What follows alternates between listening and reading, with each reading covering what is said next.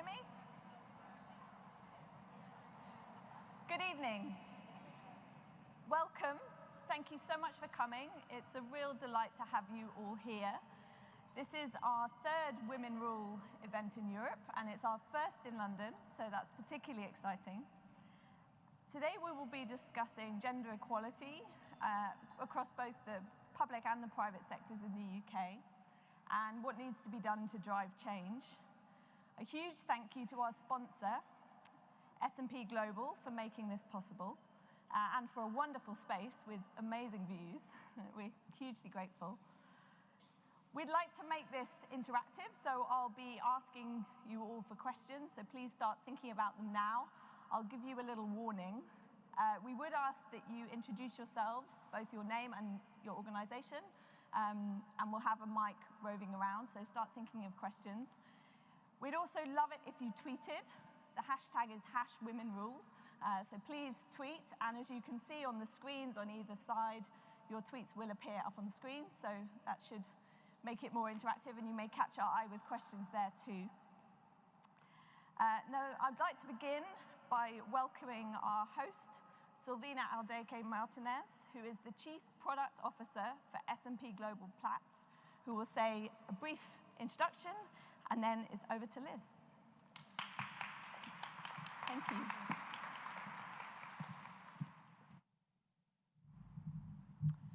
Good evening. I am actually honored to be here and to have the opportunity to join this distinguished and vibrant audience. I've seen you network already before we even started, so that's a great signal of how we are connected dots. But I'm also honored to join this POLITICO Women Rule the World event, where we are trying to evaluate how to bridge the gap, the gender gap in the UK, and that's a critical topic for, I guess, all of us in this room. I feel proud of being part of the mission of connecting the dots and exploring women leadership in Europe, and also, obviously, here, closer to home in the UK. I am Silvina Aldeque-Martinez. I'm a Chief Product Officer of S&P Global Platts, and this is one of our 4 divisions that actually falls from our parent organization, S&P Global. For those that are less familiar with S&P Global, we are dedicated to providing essential intelligence to companies, governments, and individuals to help them make decisions with conviction across capital, financial, and commodity markets. Over our 140 years of history, and through a very diverse base of employees of 20,000 people worldwide, we have contributed to the transparency of the capital markets by delivering, for example, credit ratings and analysis on the debt markets through our division, S&P Global Ratings. We have also played a leading role in supporting the financial investments, acquisitions, lending markets, and this has been through the provision of high-quality data and deeply rooted industry-specific and sector-specific information through our division, S&P Global Market Intelligence. On top of that, we also have contributed to the efficiency of index investing and benchmarking through our worldwide recognized indexes and analysis provided by S&P Global Dow Jones Indexes. And last, but certainly not least, because that's where I work, in S&P Global, the division that I represent today, we produce daily price benchmarks and deep supply chain analysis that provide an integrated worldview of the commodity markets. Our benchmarks are deeply embedded in our client workflows, and they are a critical part of global physical and financial contracts. This essential intelligence has contributed to the transparency and efficiency of the commodity markets, which are, as you may know, less transparent and deep than many of the other financial markets. S&P Global has been a keen supporter of POLITICO, and we are delighted to be the global sponsor and have been the global sponsor throughout 2018.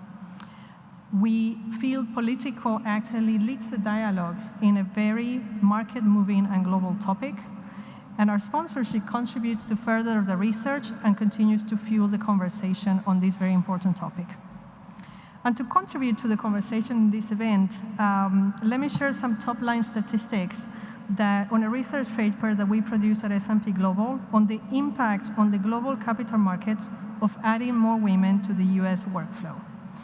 And I'm very pleased to send this research along to anybody that will want to read the whole highlight, but I would like to concentrate on 3 main findings.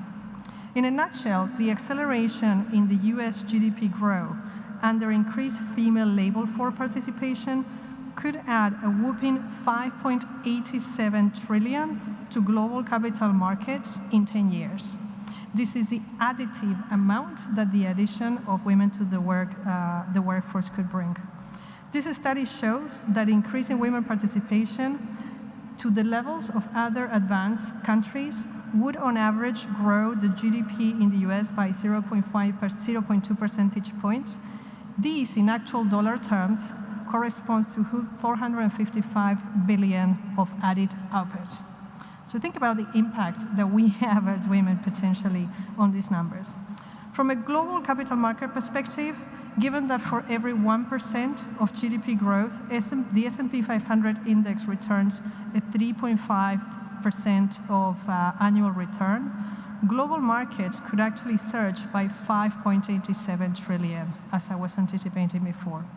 And moving closer to home, each additional percentage of US GDP growth has proven to also translate in growth in the other European or international capital markets. And we have calculated that that impact could translate into a 2.5% increase in UK capital markets, a 4% jump in equities in Germany, 6.2% in China, and a whopping 9.3% in Korea. So just adding that efficiency to the US market alone has a reverberation effect across the world, including home UK, but really all over the world. So with these inspiring stats, in terms of what we are able to bring to the table, I'm going to conclude my remarks, and I'm going to leave you with Anna, Elizabeth, and Kate for a well-anticipated one-on-one opening interview. Thank you.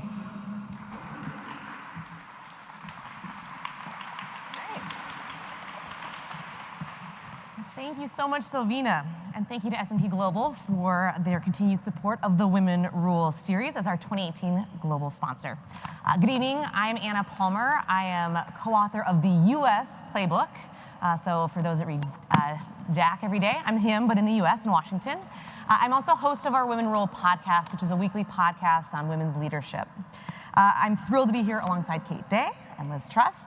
For those of you who aren't familiar with Women Rule, it's a program dedicated to expanding leadership opportunities for women at all levels of their careers. We seek to create opportunities for women to advance their leadership skills, knowledge, and network with events like these tonight. We are thrilled to have you sharing this evening with us. Just a reminder to use the hashtag Women Rule, and it's now my pleasure to turn it over to Kate Day, and we'll start the conversation. Thank you, and wonderful to have you here, Anna, and great to have you here, Liz. So for those of you who don't know, I'm sure you all do, Liz is the UK's Chief Secretary to the Treasury, and it's wonderful to have you here.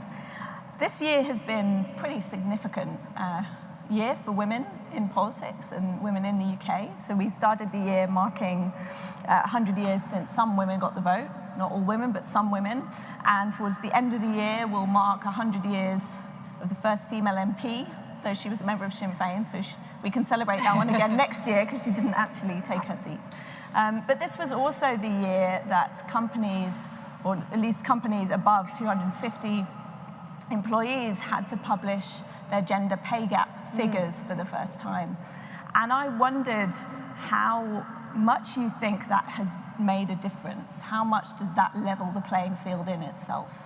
Well, I think information is power, and what previously happened is you had no idea about what your colleagues were being paid. It's actually different in Parliament and government because we've got to publish all our salaries, and you know from the MP's expenses scandal that everybody pretty knows every much detail about our income.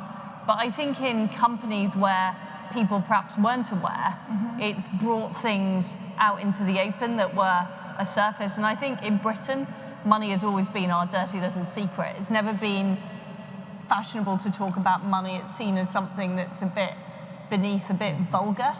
But money is power. And one of the things I think we have to do as women is understand that if you don't control your own money, you can't control your own destiny. And we shouldn't be squeamish about talking about money. We should want to talk about it and want to debate those issues. And yes, it's important for women as a group, but it's also important for individual women that you feel it's something you can talk about, and it's something legitimate to ask for. It's legitimate that you say that I am worth this to go into the office, and I'm delivering this, therefore I deserve that pay rise or that pay.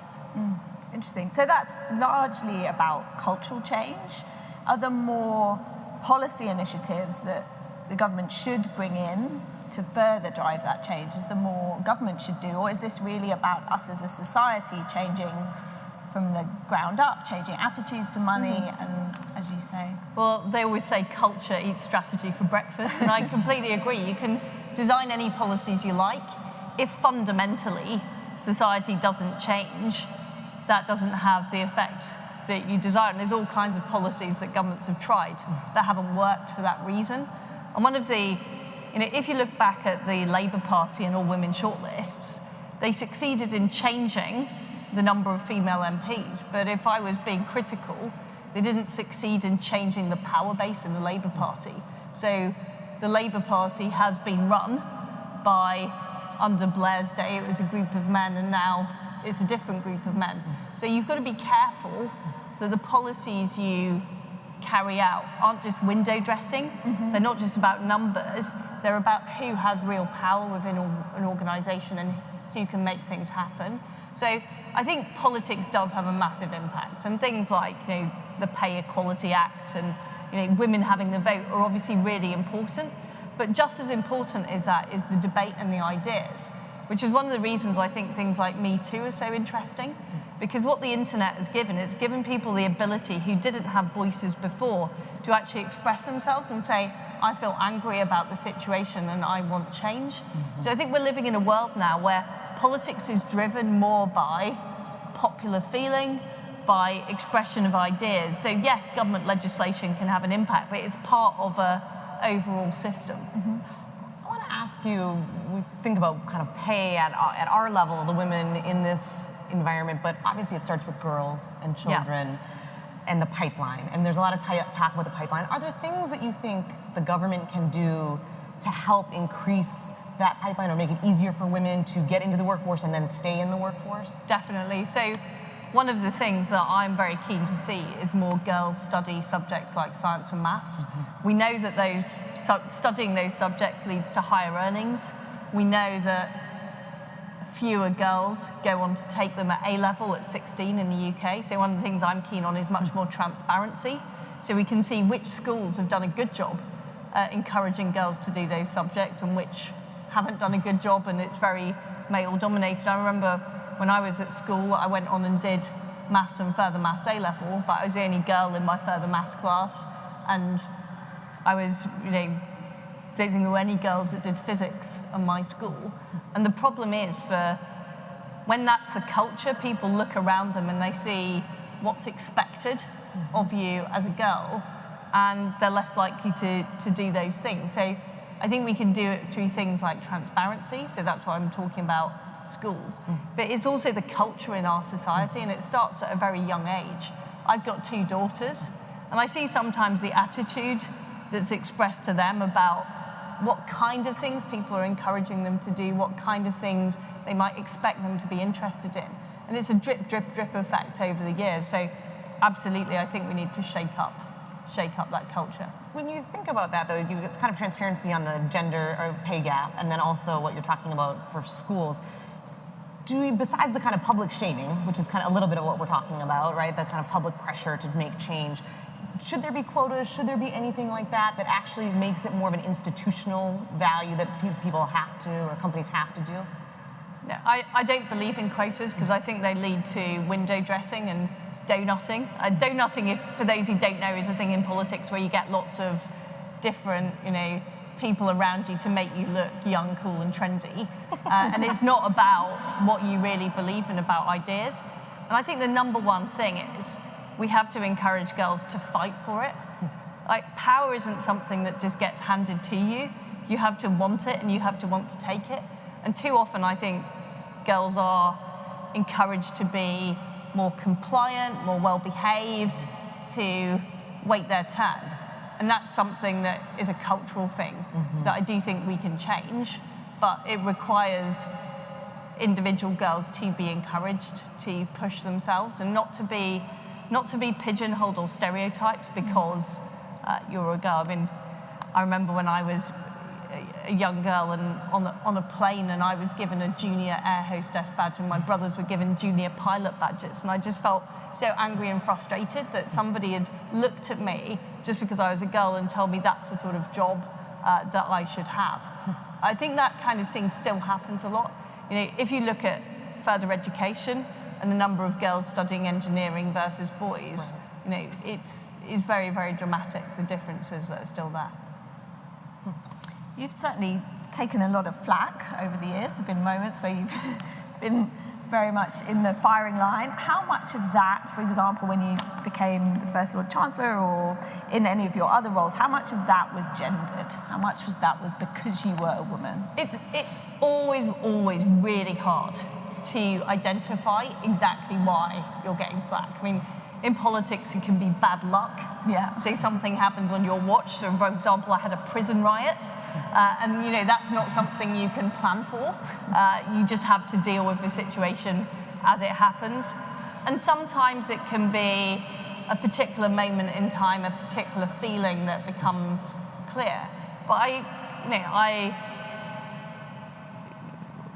I fought 2 parliamentary seats before I became the MP in South West Norfolk. I had quite a exciting selection process, if I could put it like that, where I appeared on national TV. So I've sort of got used to a certain amount of flack in all the jobs I've done. And for me, and maybe I'm a weird person, but it is one of the exciting things about politics that it is a lively profession to go into.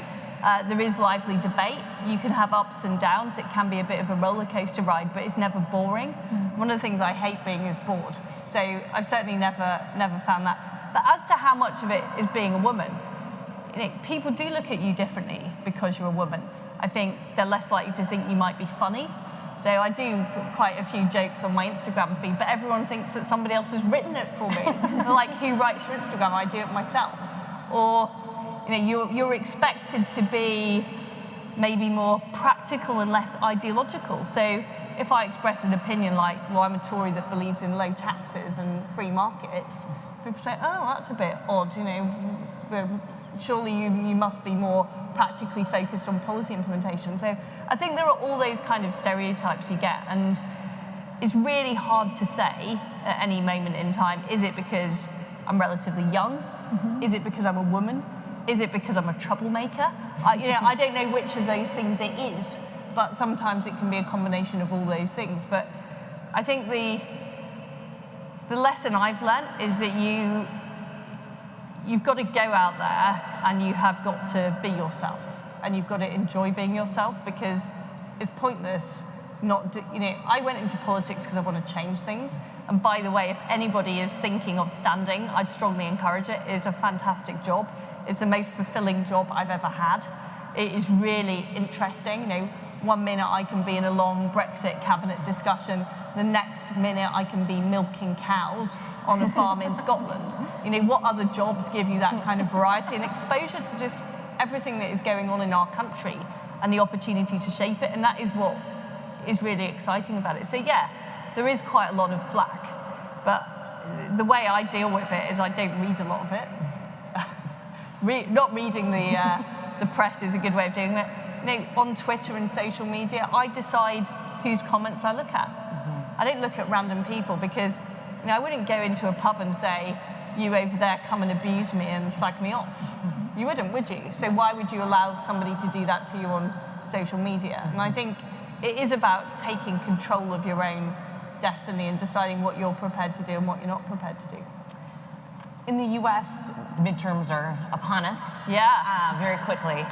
And there's a historic number of women that are running for office. And there's been a lot made that this could change things. Maybe women are better at finding commonality. Women are better leaders to find compromise. You see, there you are. That's stereotyping. So that's exactly what I'm talking about, because people expect me to be a compromising person, and I'm not. And as Chief Secretary of the Treasury, I hate compromising. I want to see action taken. So, but I want to ask you then, so do you think it makes a difference for women to be at the leadership table? Well, it makes a difference in that, if we don't have women being able to use their talents in full, that is, I think it's morally wrong. I think it's unjust to say just because you're a woman, you shouldn't hold these senior positions, you should be held back. And sometimes it's not overt helping back, it can just be the drip, drip, drip of being slightly patronized, under-promoted, all those kind of things kept in your place. And I think that's completely wrong, and I think women should refuse to be kept in their place. I think that's the fundamental issue. Now, are all women in this room the same? Do we all have the same views? Well, I hope not. I mean, wouldn't it be boring if every woman is a kind of, yeah, I'm a sensible Mrs. Compromise, I'll go along and smooth everything over. I mean, Mrs. Thatcher was not that kind of woman, and I think she was a great leader of this country. Theresa May is not that woman. She's a self-admitted bloody difficult woman, and that is getting things done. So I don't think that we have to typecast women to say they're needed and wanted, and I certainly think that you're just missing out on so much life experience, so much opportunity. But my real belief is it's unjust for the individual. Like, my fundamental political belief is that people should be able to have control of their own lives. They should have ownerships of their own futures. They should be able to fulfill their hopes and dreams. And if there is something about our society that is stopping them, I think that is really, really wrong. And I think it's unjust. And that's what I feel, when I mean, I've just done a number of meetings in the US. I've been over there, and there aren't that many women at senior levels in politics, and it shows. And even in Britain. What do you mean by that, though? It shows. Well, I was going to say, I'm going to get in trouble. I know we're going to get in trouble with the Foreign Office now. But I've always felt Britain is a forward-leading country, and as a woman, you feel it's less unusual. So quite often when I've been in meetings in the US, not particularly recently, but I used to go over on business, it was unusual to be in particular positions. And people were surprised. I went over there as Agriculture Secretary. There was a lot of surprise that I, as a relatively young woman, was doing that job. And I think that's changed here in Britain. I don't think people are so surprised by that. You mentioned Theresa May. How do you think people have reacted to her as a female leader? What's the dynamic like around the cabinet table? How has she responded to being the second female prime minister? So I don't think any of us go into a room and think, of course we're women. Yeah. That is an important part. It's an important part of my identity. I'm proud to be a woman. I'm really proud to be the first female Tory Chief Secretary. Yeah. I'm really proud to be doing that job. So it's not irrelevant, but it is not the defining feature of Theresa May. Yeah. It's not why she gets up in the morning. Theresa May gets up in the morning for the same reason I do, is she wants to make Britain a better place. We've got this massive challenge on at the moment with the Brexit negotiations, and she is indefatigable. She won't give up on that, and that is what motivates her. Now, she's different. She's got a totally different style from David Cameron. Cabinet meetings are very different from what they were under David Cameron. But it's not, for me, it's not a female-male thing. It's a personal style thing. And do you think just the fact that Britain has now had 2 female prime ministers, does that make a big difference to girls considering what they do in their life? How much do you see that in your role? I think it is absolutely huge. And certainly for me, growing up in the 80s, it just made me think that I could do anything. When you've got a female prime minister, you think, well, there's no job that isn't open to me, that women have that level of respect, that it's totally acceptable. And she was I think that's a lot of my colleagues in the Tory party are people that grew up in that period. And I think there will be another generation now who've seen Theresa May in office and thought exactly the same thing. So I think it's massively empowering and inspiring. And you were asking me about the US. And the US has never had a female president, and I do think that once a country has broken through that, it sort of makes a difference. And obviously Germany's got Angela Merkel, and I would love to get to a position where we're not talking about whether or not our prime minister is a man or a woman, that we are talking about what they're doing and understanding them as individuals. And one of my concerns is sometimes we get too much into the identity politics, and it becomes about the fact you're a woman. And I'm sure everybody in this room will have had the experience of being brought into a meeting because there needs to be a woman there. And that is not a great place to be in. You don't want to be told you're there because you've got a vagina. You want to be told you're there because you're valuable and you can add something to the party. What's a piece of advice that you would give the women here? You've talked a lot about your own experiences on social media, how you handle that, how you kind of walking in and being the only woman in the room. What's a piece of advice when they might be kind of facing those kinds of situations that you would give to them? So my advice is, if you're ever thinking about whether to do something or not do something, do it. Always do it. Always take the risk.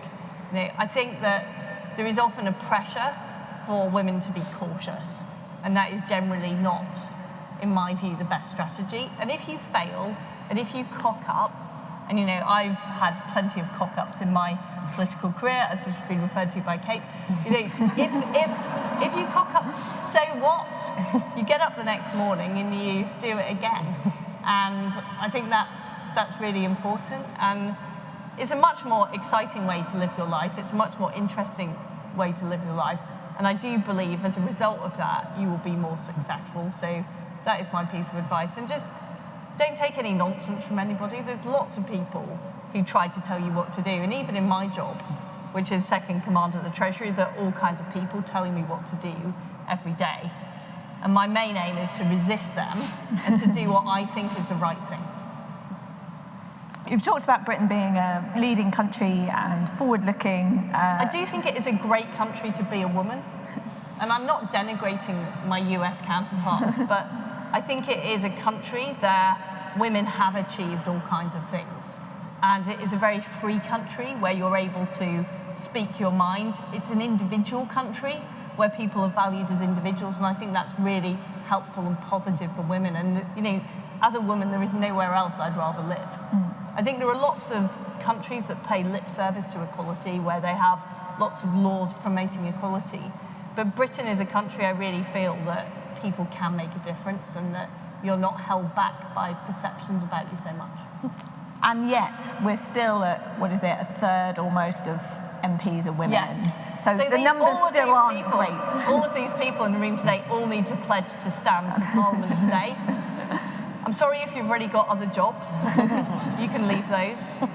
I think it is really important that people put themselves forward. And one of the things I do fear is there's a lot of coverage in the press about, abuse that women MPs get. And of course we should take that seriously, and there have been some very serious incidents. But there's also huge upsides to the job. There's huge positive reaction you can get as a woman in politics. And it is just a really, really exciting job that I would encourage people to consider. And I've worked in industry. My first job was working at Shell. I worked in the shipping business. I worked at Cable and Wireless. And all of those jobs were great, and I enjoyed them at the time, but nothing has had quite the roller coaster ride of politics.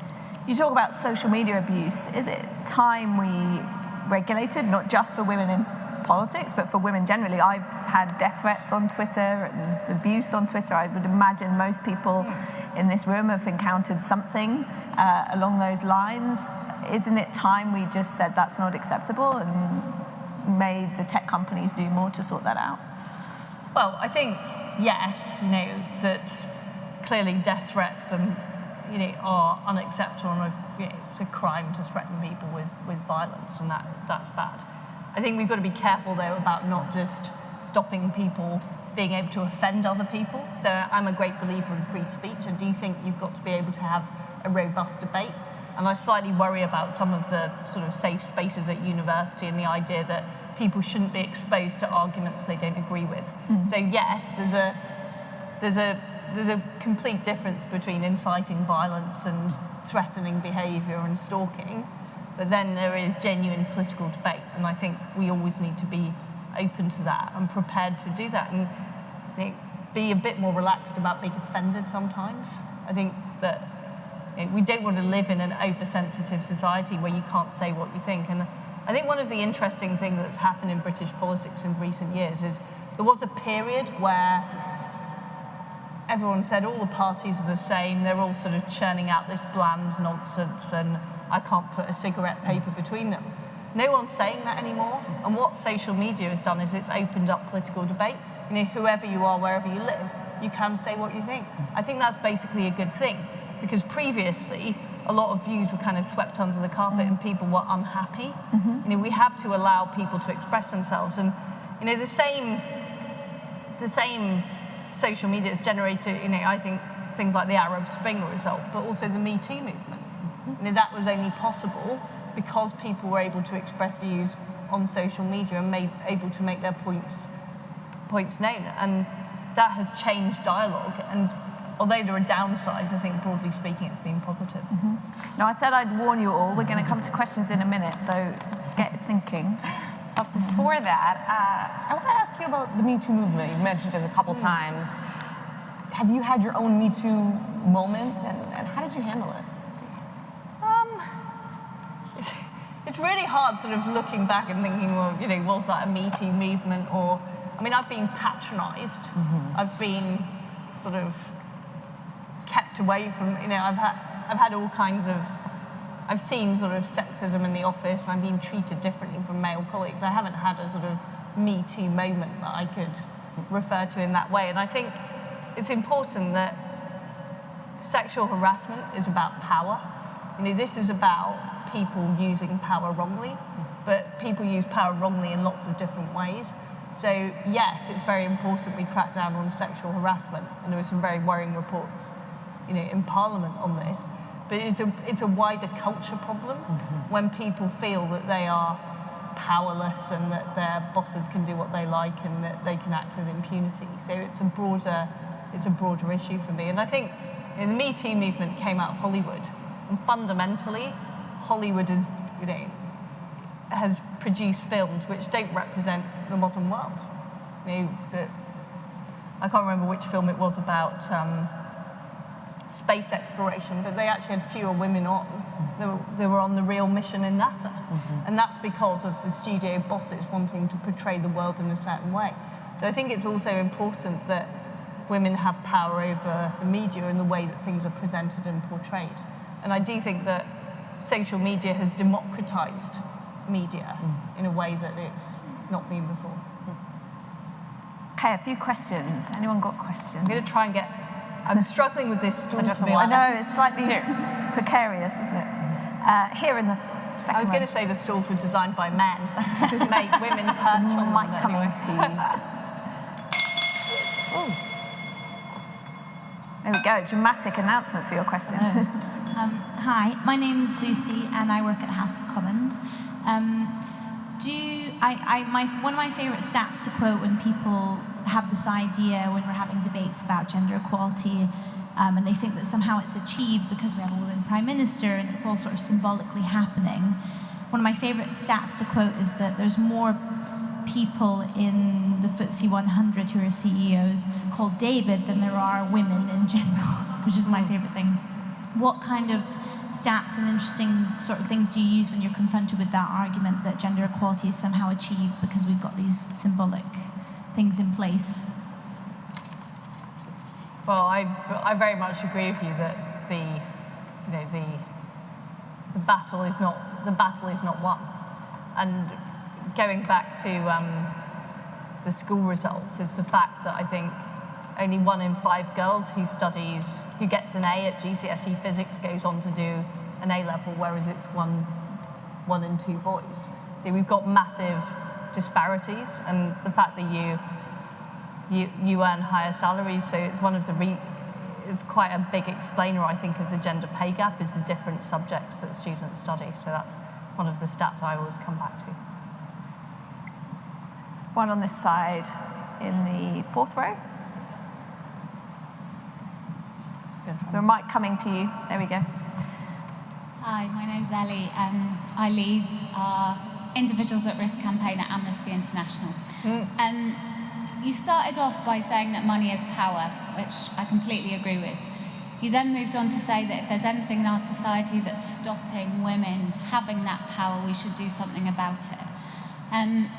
There's plenty of research to show that under austerity, women have been hardest hit by that. That women at the bottom of the food chain have borne the brunt of austerity in a number of different ways, that a lack of social welfare that cuts to all our public services have hit women hardest. So I'd be interested to know what policies the Conservatives are putting in place that benefit women who sit at the bottom rung of the ladder, and how do you mainstream that in our politics so that gender equality cuts down as well as across? So I don't agree with that analysis at all. If you look at what's happened in the last 2 years, we've actually seen the incomes of those on the lowest wages rise by 7% in real terms. So we are seeing increasing salaries amongst the lowest earners. And I think things like the national living wage have had a massive benefit for low-earning women. We've also cut the basic rate of tax for those women. And also, many of the benefits of the modern economy are particularly felt by women. So things like Airbnb, for example, 66% of Airbnbs are actually rented out by women, which has provided extra sources of income. So I don't think it's right to say that women have suffered from policy. In fact, what we're seeing is a record number of women in work, and we're seeing women benefiting from opening up more opportunities. So we're seeing a record number of girls doing maths at A level. We're seeing more women going into those jobs and having those opportunities. Thank you. I think we've got time for one more. So, woman here in the colourful shirt. My name is Vanessa and I work for a local government think tank. My question is unrelated to that though. Recently in the news, the former, or current still, but departing chief executive of Grant Thornton was criticized for pegging her pay level at the maximum of 20% of the lowest income worker in the organization. And she was somewhat ousted under the auspice of her having socialist values. Now, she somewhat purports to have been ousted under more of a sexist guise. How would you combat that kind of argumentation that doesn't overtly seem sexist and sort of has a different disguise on it? Interesting. I mean, I don't know the details of the Grant Thornton case, but it's certainly true that I think in the same way as women politicians, because often there are a few of them, tend to get a harder ride in some circumstances, I think the same is true of women chief executives. And as I say, I don't, it's difficult to comment on the specifics of the case, but to describe that policy as socialist, I think is it's a legitimate decision by a chief executive of a company, in my view.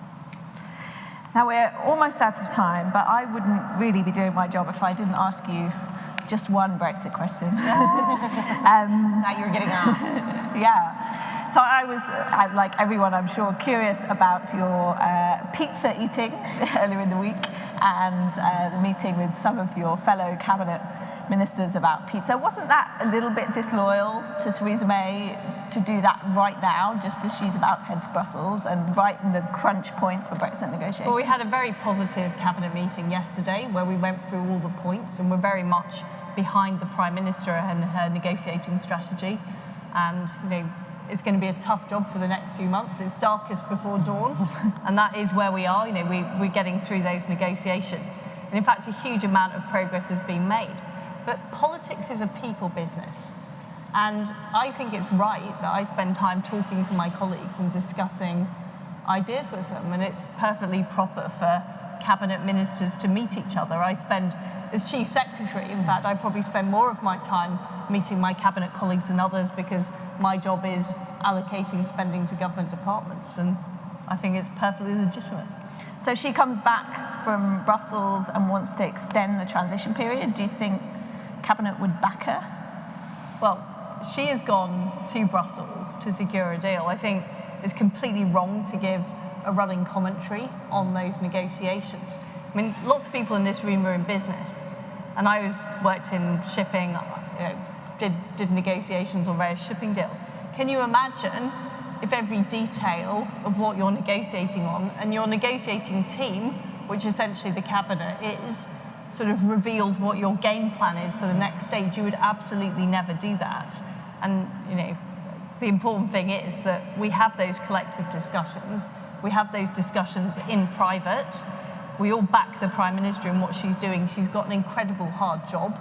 This is a very tough set of negotiations. But as I've said about Theresa May, she is iron-willed and she's indefatigable, and she will get through it. Wonderful. So we'll find out a bit more tonight, no doubt, when we hear how her half hour in Brussels in front of all the other EU leaders has gone. But for now, Liz, huge thank you. Thank you. It's been fantastic. Yes, thank you so much. And just want to say a big thank you again to S&P Global for hosting us in this great space. I want to thank you guys for coming tonight and joining our Women Rule community. Sign up for our Women Rule newsletter and listen to our podcast. And on your seats, you should have evaluation forms. If you could fill them in, that would be amazing, because it helps us make these kind of events better, hopefully. Our next Women Rule event in Europe is actually in Brussels on March the 7th. So if anyone fancies a trip on the Eurostar, you'd be very welcome. But most importantly, there are drinks at the back. So please join us and stick around for a drink. Thank you very much again for coming. Thank you so much.